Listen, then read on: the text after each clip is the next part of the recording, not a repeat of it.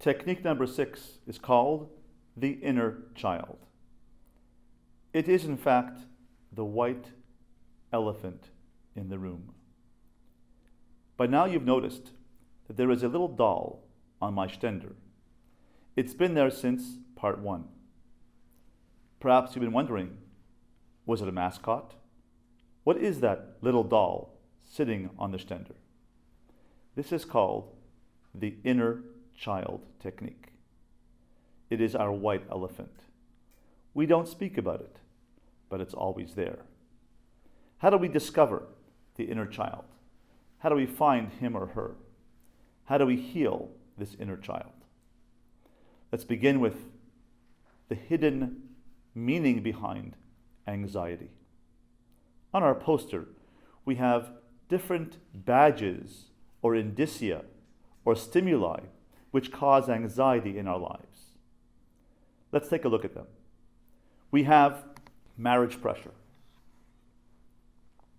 Pressure in our lives to get along with our spouse. That causes us stress and anxiety. Does he love me? Does she love me? Is she there for me? Is he there for me? Is our relationship as close as when we were courting or getting married or got married? What is the pressure and how are we surviving the pressure of our marriages? Raising children. Are they going to turn out okay? Are they turning out okay? Will they stay on the derech? Hopefully. Mirza Hashem. Are they turning out okay? Are they menschlich? Do they have good midos? Are they doing well in school? Will he become a Talmid Chacham? Will she be a Bas Torah? Will she be Tzanua?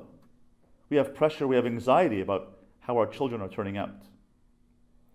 We have workplace politics. Am I doing well in work? Providing for a parnasa, providing for my family. Mortgage pressure, tuition pressure, tuition crisis. How am I surviving the recession? There are politics in the workplace. Am I getting my promotion? Is my boss in favor of me? Does my boss like me? Is my business doing well? This is financial pressure and workplace politics. Then we have social pressure. My friends, my best friend, my former best friend. Am I getting along with my chavrusa? Are we learning well? Are we getting along well? Do we believe in each other? Do we like each other? Do I enjoy learning? Do I want to go to learn? Do I get along with my neighbors? Or my sister-in-law, or my brother-in-law? Social pressure. And then there is personal pressure, self-control. Why did I say that? Shouldn't I have said something differently? Why did I open my big mouth? Am I getting along with friends? Am I popular? Am I popular in the community, in the shul, amongst my friends, amongst the neshe? So we have all these types of pressures. And one of the reasons why we lose self-confidence is because of the anxiety running around in our heads. The anxiety which causes us, as we said before, cognitive pressure in our minds, which comes down to our feelings pressure, and I feel overwhelmed, I feel unable to handle the pressure, so I get emotionally overwhelmed, and then my body gets fatigued, and I have physical, my ivari, my limbs, feel weak, fatigued, overwhelmed, I feel like sleeping, I get nervous, butterflies in my stomach, even panic attacks, palpitations, heart palpitations. So we see that the high level of thinking, the tachtim, shniim, ushlishim, the top level is the shlishim, the mind, the cognitive, affects my shniim, my second level, my middle level of the arc, of the teva, my emotions. And my shlishim, my body becomes fatigued. It goes from the top down. My thoughts affect my feelings, my emotions, which affect my body, and I react with anxiety and nervousness. And underlying this anxiety, if we look behind it, if we go into our past, we have something called in our lives unfinished business. This is unfinished business, unresolved conflict, unresolved issues left over from our childhood. And if you look behind the superficial anxiety we experience in our lives today, and we reveal the hidden white elephant in the room, we'll find that behind this anxiety, if we just reveal it and look beyond the surface, what will we find? We will find different conflicts from our childhood. Let's take a look at them. We may have experienced in our lives difficult, critical, overbearing, hyper-disciplining parents. And how many times do we hear all day long from our parents? Pick that up, hurry up. The carpool is coming. Don't forget your lunch. Don't spill the milk. Get into bed. Take a shower. Shabbos is coming. What's the matter with you? Don't be so lazy. Don't be inconsiderate. Let's get going. Can't you help me? What a mess in this house. Doesn't anybody care about the cleanliness of our home? Do your homework. Get into bed. Not getting enough sleep. Call your sister. Study for your exam. How many such comments do you think we give to our children per day? Let's give a rough estimate. 5 such comments? 10? 20? I asked my 12th grade class, my college level class, in a Beis Yaakov here in Baltimore, the question, how many such comments do they hear their siblings and themselves receive from their parents per day? And they said to me, you can't count them. It's an endless stream of encouragements. Come on, you can do it. Hurry up, get ready. Don't stop this, don't drop this, don't do that. Hurry up, get into bed. An endless stream of comments. You cannot count them. They are infinite. But let's take a rough estimate. Let's say there are 10 such comments per day. That makes 70 per week. That makes, times 50 weeks, 3,500 such comments per year. By the time a child is 10 years old, 3,500 comments per year times 10 years is 35,000 comments of hurry up, complaints, hurry up, discipline, criticism, negativity. Of course, we're not saying you're bad, child. You're a bad boy, you're a bad girl. We're just saying hurry up, get things done. Now, what do you think the impression a child is left with when they hear 35,000 such comments by the time they're the age of 10? When they're 10 years old, they have heard 35,000 such encouragements, admonishments, improvement comments from their parents. And the parents come to me, bring their child to me and say, Rabbi, my daughter doesn't feel good about herself. She has low self-esteem. Fix my child. I say, I don't see children by themselves. I see them in the family context. I do family therapy. I want to know, what is the family dynamic? What kind of ethos is there in the family? Is it positive? Is it encouraging? Is it warm? Is it positive? Is it chizuk? Or is it, get this done, hurry up? And how many such comments are there? And invariably, the child says to the parents, I just don't feel good enough. Nothing I do is ever going to be good enough. My parents never, per se, said I'm bad. They just encouraged me so much with these encouragements, quote-unquote encouragements, that I feel like I'll never measure up. I'll never be good enough in their eyes. And so we have low self-confidence. And where does this self-confidence or lack of self-confidence go? We carry it over into our adulthood. So my wife says to me, you didn't take out the garbage. I'm a bad husband? Did you say that? I'm terrible? I'm a bad person? Why do you say that to me? Why can't you encourage me? I just said, take out the garbage. So if we carry over from our childhood a negative self-image, it'll affect our marriages. And this is one of the keys in marriage discord. And that's why I've written a book about this topic. It's called Hold Your Tongue and Stay Married.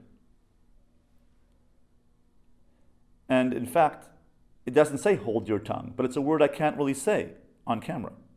But look it up online. It's blank and stay married. With a piece of tape over your mouth. You get the picture? And so therefore, if you feel good about yourself, then you can stay married. But if you don't feel good about yourself, then you have a white elephant in the room. It's a child within yourself who is saying, I don't feel good about myself. And my wife or my spouse or my husband is triggering that comment with a negative comment. I'll tell you about myself. When I was first married, the first year of marriage, my wife asked me to go to the store in Toronto. We lived in Toronto. To pick up about 50 items. And I prided myself over the fact that I went through all the aisles and I got the right thing and I got the bargains and I found everything, and I did not know where everything was, of course, because when you don't go there frequently, you don't know where things are. And I found out where everything was, and I got all the packages and I brought them home. And she looked at the packages I brought home and she said, so where are the bananas? I said, I just went through 2 hours of shopping for you, for our family, for us. Up and down the aisles, back and forth, getting the right thing, trying to find the right thing, doing every time I found something was a victory, that I found something. And all you have to say to me is, where are the bananas? Why can't you be positive? And she said, all I said was, where are the bananas? It's because I grew up in a very disciplinary, critical home, a judgmental home. My parents wanted to encourage me to do better. They weren't doing it on purpose to hurt me, but they were very, very critical, very judgmental, because they wanted me to be the best I could be. And they come and say to me, I would just encourage you to be the best, to fly right, to do well. I needed to prod you, yes, but the fallout, the downside of all that prodding and encouragement and admonishment is, I don't feel good enough.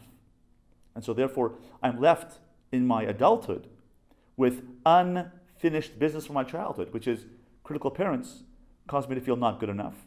And then I carry that into my marriage, and I feel every time my wife says something which is perhaps not encouraging, I fall apart. Because that is a fallout. The white elephant in the room, my inner child, is still there. The inner child is the one who's reacting, saying, where are the bananas? What do you mean, where are the bananas? Why can't you be positive? I wasn't being negative. I'm just saying, where are the bananas? But I took it negatively. It's my own problem. And so arguments escalate out of control because one spouse has low self-esteem and arguments blow out of proportion.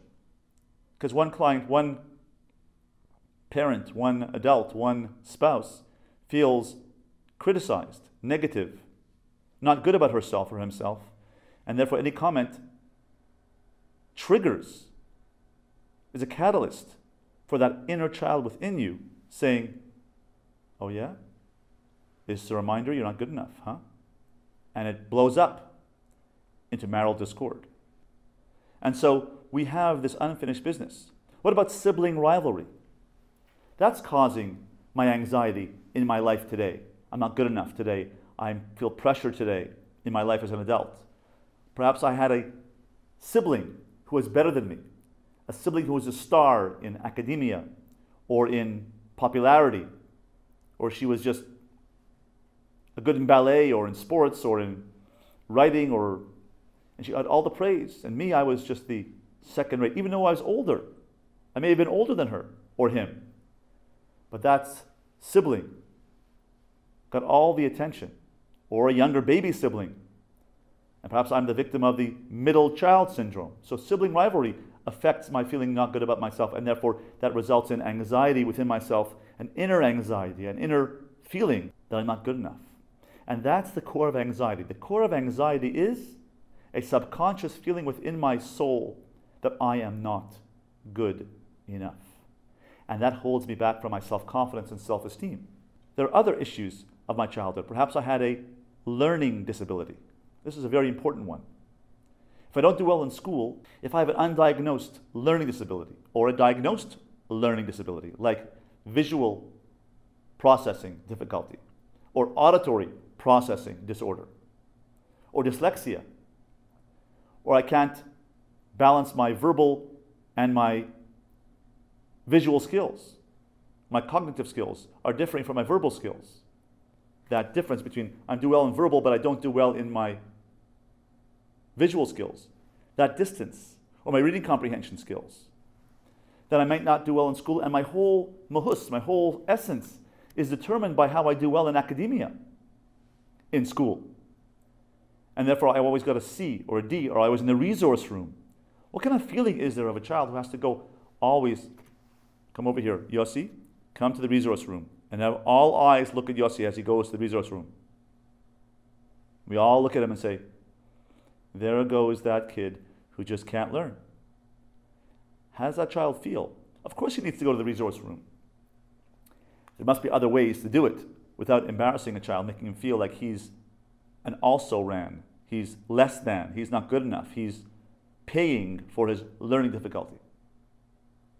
The child leaves with a feeling of, I'm not good enough. I'll never amount to anything. I'm dumb. And we carry that into our adulthood. That's the inner child carrying over the unfinished business, carrying over into my adulthood. What about being bullied in the schoolyard? And we all have moments where we were pushed around. Some are affected greater than others, depending on our temperament, if we're more sensitive or less sensitive. But if I'm sensitive and I'm bullied, and I'm told certain things, I'll remember those things forever. We always remember the negative things, the visceral things, the things that affect our emotions much more poignantly than the positive comments. And positive comments with children don't work. You're great, you're fantastic, you're superb, I love you, you're great. Those things are not believable. When we give compliments to children, they must be specific. They must be delineated. You are responsible. You cleaned off the table, that was very conscientious of you. You helped your sister, that was very sensitive and caring of you. Our praises must be specific, our compliments must be specific. Because a child will not walk away from an encounter with a parent and say to themselves, oh, I guess I'm great, I'm wonderful. First of all, they don't believe it. Secondly, it's not true, they're not great. A child must be able to walk away from an encounter with a parent or a compliment from a teacher or from a parent and say, I can repeat that to myself. Yeah, I'm conscientious. Oh, I'm valuable. Or I'm responsible. I'm sensitive. Yeah, I'm a good person. That is something which I can repeat to myself. Because a child, remember, does not have a sense of self. So growing up, our inner child did not have a sense of self. We don't have an ability to perceive ourselves, look at ourselves. It's feedback, it's reflected appraisals which give us a sense of self. So my feedback I get from my parents or teachers or peers tells me who I am. Otherwise, I don't have that sense of self. And so if I get negative feedback or I'm bullied, I feel less than, not good enough. I feel inadequate. Other issues from my childhood might be abuse, physical abuse, or emotional abuse, or chas v'shalom, sexual abuse. And therefore, I might feel like I am not valued because I was treated improperly or in an abused fashion. And I see many clients in my office because of this type of abuse. And I try to help them heal through these types of gestalt, whole person techniques that I use, as I'm sharing with you now, these 7 techniques and other techniques, how to rehabilitate, to heal a person from their feeling of, I am not good enough, I am less than, I am inadequate. Another aspect is loneliness. Perhaps a child is left behind by siblings who went off and got married. And therefore she feels or he feels like he's the only one at home, living with older parents. I feel lonely, don't have any siblings at home. I'm not that popular with friends, I'm not that outgoing. And so loneliness is a feeling which holds us back from confidence. I'm just a lonely, not socially adept person. All of these reasons might give rise to our feelings of anxiety. And so therefore, we have to be aware that we have within ourselves the white elephant in the room. And that is the inner child. Let's take a look at this babushka doll and see whether we can find the core of the feelings of inadequacy within our inner selves, our inner child selves. This babushka doll is our parent self. I'm a parent, I'm a spouse, I'm in my 30s, my 20s, my 40s, even my 50s. And I become aware that within my parent self, there is an adult self. There is my 20-year-old self, my married self, my professional self, my grown-up self.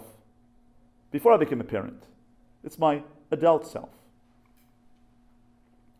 And within my adult self, I have a 10-year-old, 8-year-old, 5-year-old, 6-year-old self called the inner child. If this inner child, this 6-year-old, 8-year-old, 10-year-old, suffered from bullying in the schoolyard, and we still remember those comments from the older child or the bigger child saying, I'm going to get you, you're no good, just wait for after school. Or a sibling who said, we never said it, but we all knew that that sibling was better than me. And I'm going, every day, I'm just not good enough. I'll never measure up to my sister or my brother. And that child is absorbing within themselves the subconscious feeling that I'm not good enough. Or if I'm criticized by my parents, or I'm lonely, or I have a learning disability, or I feel pressured, or I feel like I'm not good in school, not good with my friends, not good in sports, picked last for the team. This little child absorbs all that information and places it within her subconscious or his subconscious self, this inner child, and forms an opinion of herself or himself that I am just not good enough. And I'll never be good enough. I'll never be good enough in my parents' eyes. I'll never be as good as my sister or my brother. I'll never amount to anything. And this inner child feels inadequate. And so when this inner child grows up and becomes 18 or 19 or 20, perhaps that feeling may be submerged for a while because they're in college or they're in yeshiva or they're in Beis Yaakov or seminary. But then when they get married and the spouse says, so where are the bananas? Why didn't you take out the garbage? Why aren't you earning enough money? Why aren't you learning well? Why didn't you call my mother? And a critical comment comes, a negative comment comes, which are inappropriate negative comments. Not the right thing to do by a spouse, but they happen. And how does that other spouse, the inner child spouse who's grown up now with a negative sense of self, hears that comment and says, what do you mean by that? Why are you so negative? I can't live here. And we end up talking about negativity, and we have an argument and an explosion. Is it 13 years ago you said this, and 12 years ago you did that, and why didn't you do this, and you're never there for me? All because of you didn't bring home the bananas? Because it triggers that comment in our parent selves, in our adult selves, triggers this child who's feeling bad about herself or himself. And so what do you hear when you put this inner child? Where does that inner child go? The inner child is still within ourselves. It grows into an adult, into a parent, and what do you hear? As a parent, adult self, what do you hear? You hear the inner static, the noise of the inner child who's right here. Never goes away. And you remember a comment that was said by your parent, saying, you're irresponsible, you're lazy, you're schlumpy, you're not like your sister, why can't you act better? We remember those comments. Where are they? Right here. This is the cause of low self-esteem, a low self-confidence. It's because we have a low self-image, because we absorbed that negativity from our childhood. And so, how can we heal from that difficulty and from that subconscious vision of ourselves of being an inadequate person? So I want you to go to your soul state. Let's breathe in. Remember technique number 2. Breathe in. Relax. Because you have to leave your mind. Your mind is getting you in trouble. Your cognitions. Remember technique number 5. Our cognitions are getting us into trouble.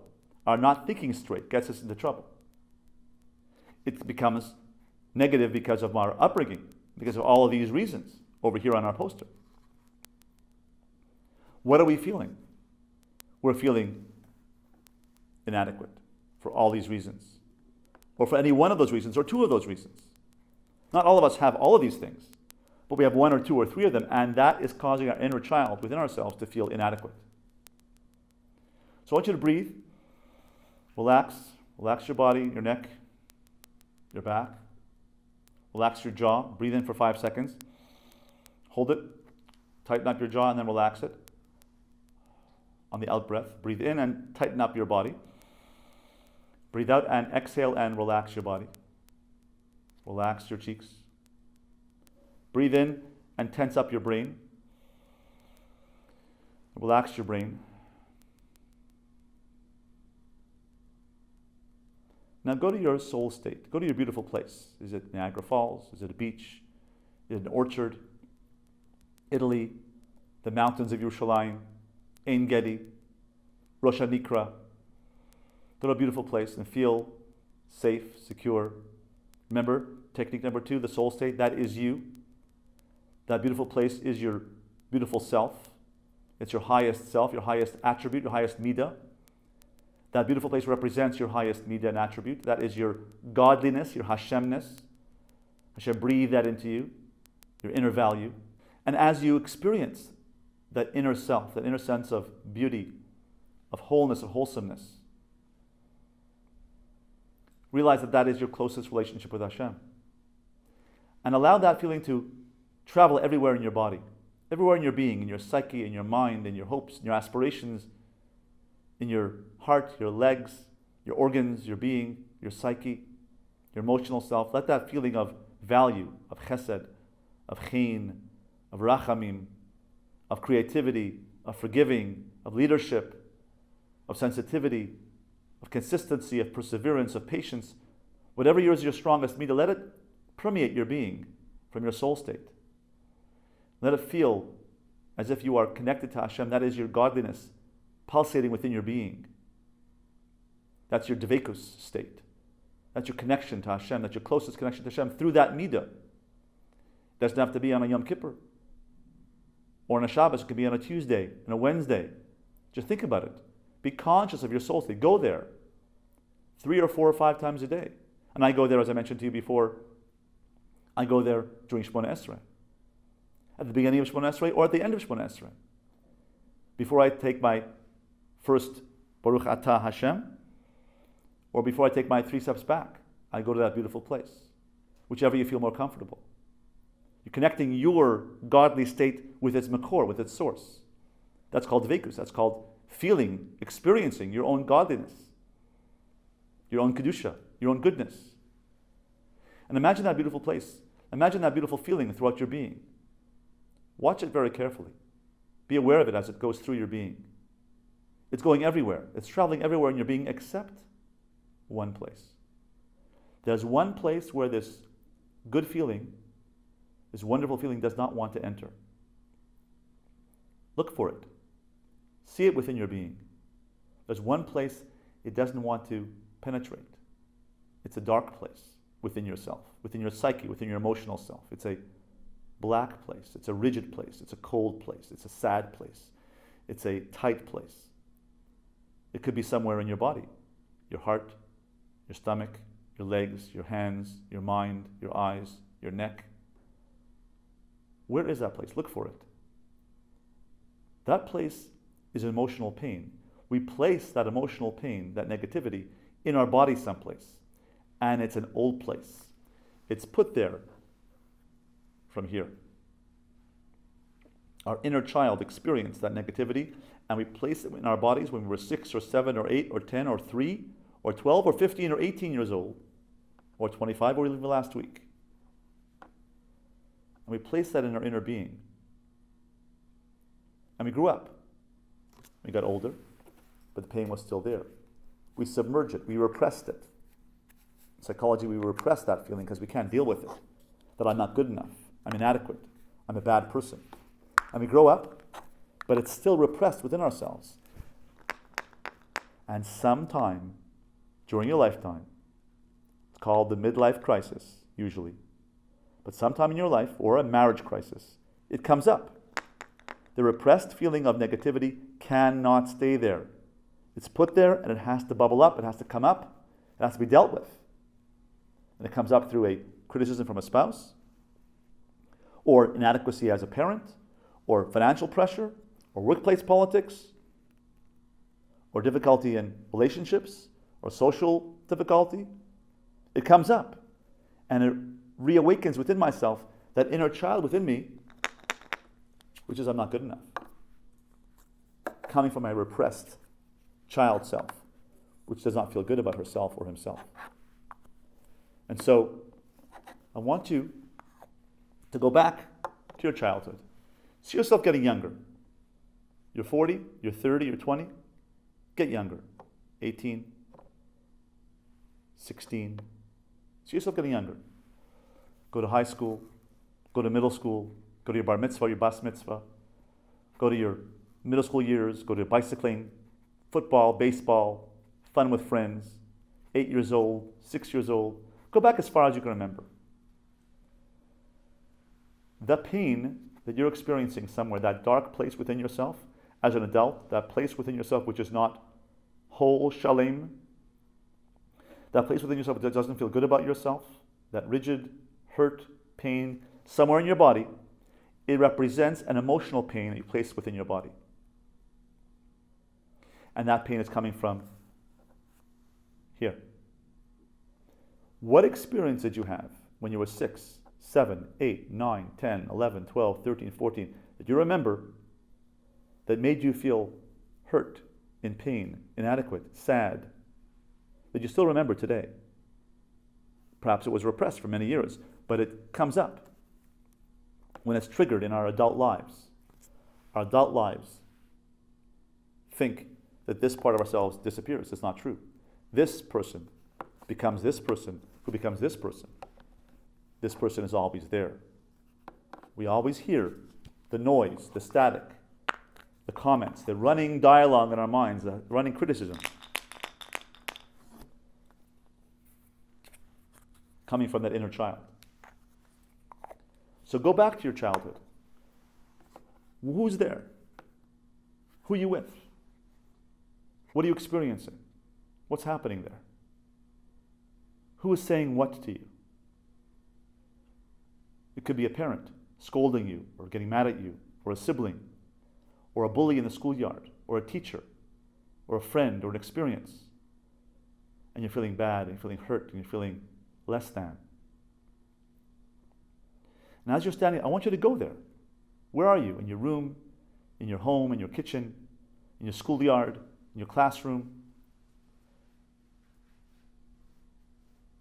Remember where you were. I want you to go there and be that child. Not only go there, but be that person. Experience what you experienced then. And as you're standing there, as you're sitting there, as you're lying on your bed, as you're crying, as you're feeling that pain, as you're in the middle of the argument with your father or mother, or sister or brother, the door opens. And in walks a person who looks like you, only much older. And your 7-year-old or 10-year-old self looks up and says, "Hi." And the person coming into the room says, "Hi, I'm you, only older. I'm your adult self, and I've flown back to talk to you. I asked special permission from the Pamalya Shalmala, and I asked them, can I go back? Because my child self is in pain, is sad, is feeling poorly about herself or himself. Can I go back to talk to her?" And they said, "Yes. And I've come back to talk to you. I'm your adult self. I'm you, only older, and I've come back to talk to you. I see you're in pain. And I want you to go over to your inner child. Go over to her or him, and put your arms around him or her, or hold her hand. Put your forehead on her forehead, and say to her, "Zis, I've come back because you're in pain. I've come back to give you a special message. I've come back to tell you something about your life. Here is the message." Everyone has their own message they need to say to their own inner child. Go ahead. Say that message. Hold your inner child. Hold your younger self. Give her or him a hug. Give them support. Give them love. Hold their hand. Put your arm around them, put your arm around their shoulder, sit next to them. Put your forehead on their forehead and say, I want you to know something. And go ahead and tell them that comment. Tell them that word of encouragement. Tell them that word of chizuk. And that's the name of our program, chizuk. Give the chizuk to yourself. Have your parent self parent your inner child. Have your parent self connect with your inner child. Have your parent self heal your inner child. Go back there. Until now, your inner child has been bringing you back to her world. To heal the inner child, bring the inner child to your world. Bring her back here and say, you'll be okay. I'm with you. If you're ever in pain, just tug on my skirt. Just tell me I'm in pain, and I'll give you attention. I'll be there for you. I'll say, you're going to be okay. Come up with a mantra, a statement, one line that will say to your inner child, you're going to be okay. You're not inadequate. You are a good person. You're valuable. I love you. I'm going to care for you. I'm going to be here for you. It's all going to turn out okay. Look at me. I'm married. I'm grown up. I'm in yeshiva. I'm in shidduchim. I'm an older girl. I'm an older person. I can take care of you. You don't have to be afraid anymore.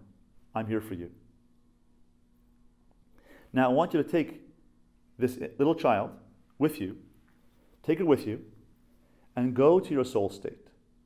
Go to your beautiful place. Take her with you to the beach, Hawaii, the Alps, the mountains, the orchard, En Gedi, the mountains of Yerushalayim. Take her with you. Show him or her the beautiful sights and tell her, those beautiful sights are you and me. That sight, that beautiful place, the soul state, beautiful place, really is you and me. It's a physical manifestation, a physical representation of us. We feel good in that place. You know why we feel good in that place? Because that is us. Our neshama intuits itself in that place.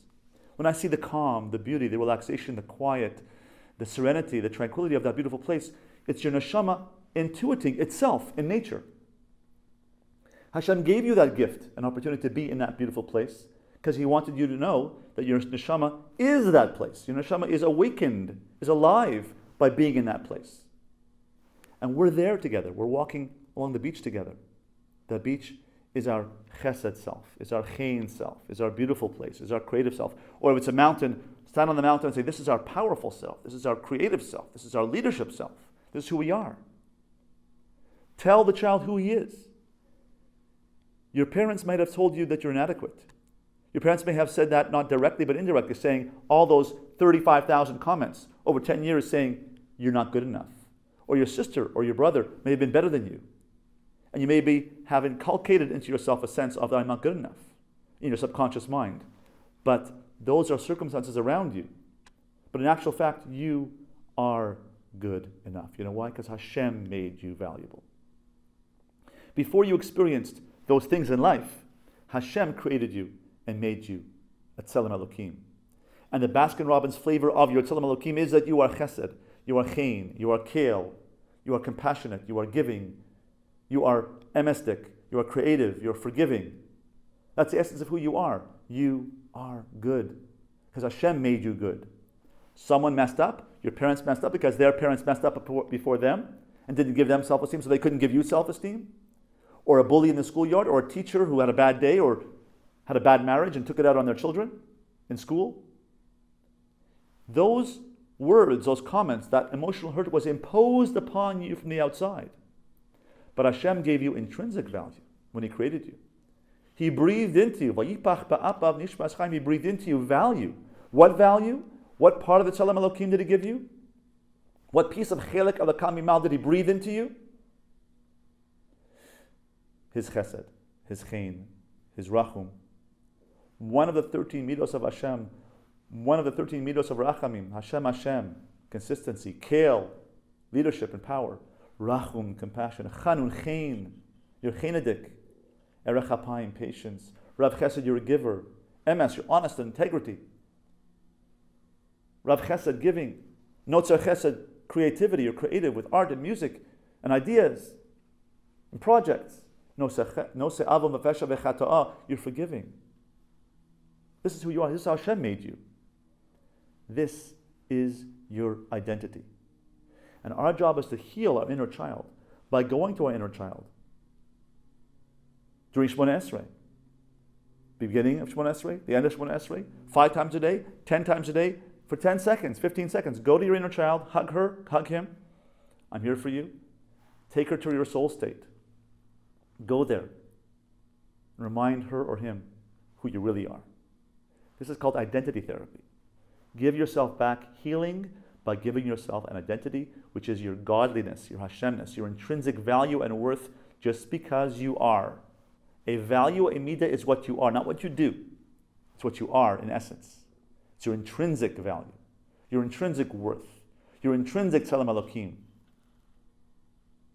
That is who we are. And when we choose with bechira chofshis, ubacharta b'chaim, to choose life, to choose to exercise that chesed, that chen, that emes, that's who you are. The midah toiva that Hashem gave you inside yourself is what He gave you. That's Hashem in you, makes you intrinsically valuable. When you choose to use it in your relationships, when it comes through you in your being, and then you choose to use it with your spouse, with your child, with your students, with your clients, with your colleagues, with your friends and neighbors, when you activate it, actualize that midah tova, that's who you are. That's your bechira, and that's who you are. The Nefesh HaChaim says that the expression of tzelem Elokim, the expression of your tzelem Elokim, your image of God, is your bechira. When you choose to activate that midah tova, you become aware of it, you're conscious of it, you have self-awareness of your inner value, living consciously of your value, and you connect with it every day, and you choose to activate it, that is called exercising your tzelem Elokim, using tzelem Elokim to interact with the world in a proactive, valuable way. Going back to technique number 1, when I asked you to write down in your wheel of strengths every day what you did to activate yourself, you're using the main midah, which is your attribute of your personality, under midos, and it informs, it impacts upon your intellect, your social skills, your spirituality, your family, and your personal accomplishments, your growth. That's the midah which is coursing through your being, and you're using that to activate it and to be a person who's an Eved Hashem. In essence, you're an Eved Hashem. What part of you is Eved Hashem? What aspect of you? It is the one midah, or 2 midos, or 3 midos that impact upon you that Hashem gave you. When you use them, you become aware of using them. And that's why I ask you to do the homework in technique number 1, to write down what you did every day to actualize the self. Now there's one more aspect of this idea of inner child, and that is this. Not only can we choose what to do to activate our tzelem Elokim, we can also choose our mood.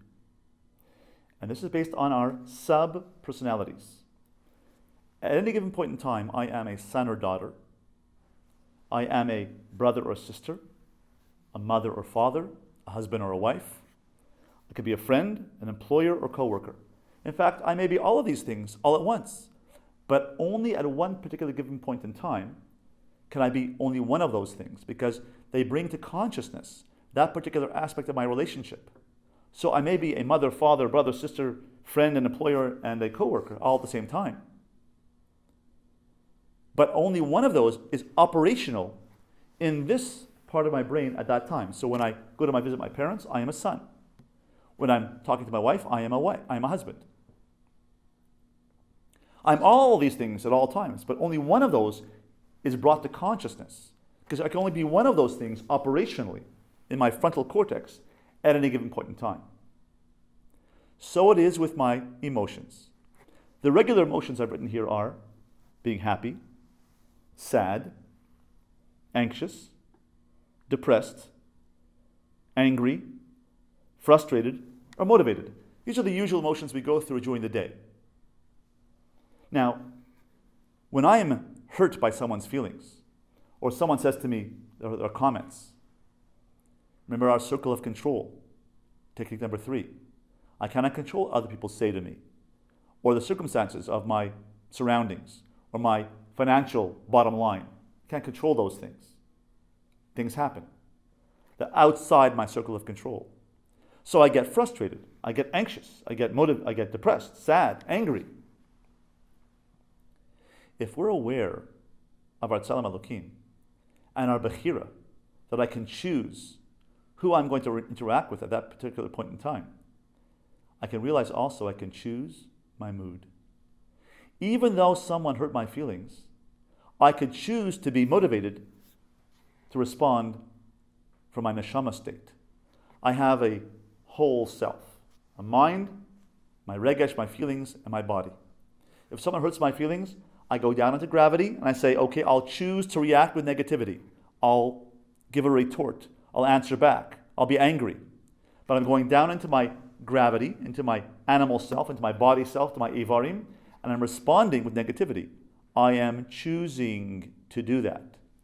Even though it's natural to go from here, my regesh, my feelings, down into my Ivarim, my limbs. But that's acting like a mountain goat. That's acting from my nefesh abahamis, my animal soul. If I do that without reacting, without thinking, autopilot, I'll end up using my animal self instinctively, impulsively to react to someone who's hurting my emotions. We live here. We live in the emotions. We live in the ruach. And when someone hurts my feelings or things don't go my way, I go down into my gravity, autopilot, instinctively. I activate my nefesh abahamis and I respond with negativity or a fight or want to fight about it? Or I retort to my spouse and I give a negative comment back. But if I'm aware of my bechira, that I can go from here and say, 1 second, that hurts my feelings. My circle of control is I can't control what they said, but I can control myself. The circle of control means I can control my inner self, my inner feelings, my reactions, my words. And I activate my soul state.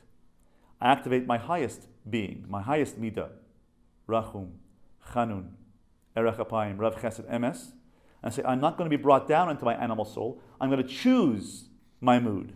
I'm going to choose motivated. I'm going to choose happy. I'm going to choose to overcome. That's called using my bechira to overcome. And only one of these can operate at any given point in time in my frontal cortex. So I can use father and depressed if I choose to do so. I'm depressed about my child situation. Or I can choose father and motivated to improve the situation. It all depends on activating my bechira, activating my sense of self, activating my godly self, activating the part of me which is my neshama self, my soul state, which is centered around my yud gimel midos harachamim, whichever is my best midah. If I choose to activate it, go from my regesh, my feelings of negativity, and activate my soul state and choose bechira, it's very hard to do. But through practice, if I realize that I have sub-personalities and I can choose my mood. Now, if I am not aware of this, my inner child, and my wife says to me, where are the bananas? I choose, not choosing. I react, what do you mean bananas? You don't want to comment on the positives I did? I went around for 2 hours looking for all that stuff, and all you can say is, where are the bananas? Who's reacting? I'm reacting instinctively, automatically from my animal soul self because my feelings got hurt, and I react negatively because this child grew up with criticism. This child grew up with negativity. This child grew up with parents who wanted to make a man out of him. But there's a fallout. There are ramifications for that. And that is, he was hurt. So when the emotions get triggered as a married person, if I'm not aware, automatically, autopilot responds from here, and the inner child controls me, and I blow up at my spouse, saying, you're negative, you're critical, and we end up in an argument. If I practice every day, not when things are going poorly, but when things are going well, and I practice going to my inner child, saying, you'll be okay, I'm with you, you are Tzelem Elokim, you are chesed, you are chen, you are creative, you're a giver, you're emistic, and remind him who he is, remind her who she is, every day, and work on yourself. This is an avodah. It's an avodas hakodesh. To know who you are, to activate your Tzelem Elokim, is avodas hakodesh. Gadlus ha'adam means You must work on your godliness. To be an Eved Hashem means you have to work on your soul state, to find the Hashemness in yourself. If you do that, your relationships will be better. You'll be a better person. So we clap al chait every Yom Kippur. I said that wrong. I raised my voice to my kids, my wife. I want to be a better person. But unless you have a strategy to overcome it, unless this is the strategy, this is the healing, to go to your inner child and say, you can be better, you're a good person, you're valuable every single day, and heal that child, and write down in your journal the dialogue you had with your child. And this is the next homework in technique number 6. Every day when you write your wheel of strengths and write down the things you did that day, be aware of your highest midah, and write down a dialogue you had with your inner child. What you said, what your inner child said. How you felt about your inner child. How you felt about your past. Write it out. Because it was suppressed. It was repressed in your inner child self. Only when it brings up, it comes out of your inner child self, into your adult self, and into your parent self, can you heal this inner child. And when you work on this, when you bring it up, when you write about it, when you get it out of your system, and you learn to reframe your cognitive statements that this child is saying to the adult self, and you go to her or him and heal her or him, then you're going to have something called integration, where this child will feel taken care of, emotionally supportive, emotionally supported, emotionally safe, and then they'll be calm, they'll be quiet. You can go with equanimity and serenity and tranquility to your soul state without hearing the static from your childhood, without hearing the unfinished business, the criticism, the dialogue. The inner critic in your mind will be silenced and calmed down because you will have healed your inner child. Will that pain any time ever go away completely? No.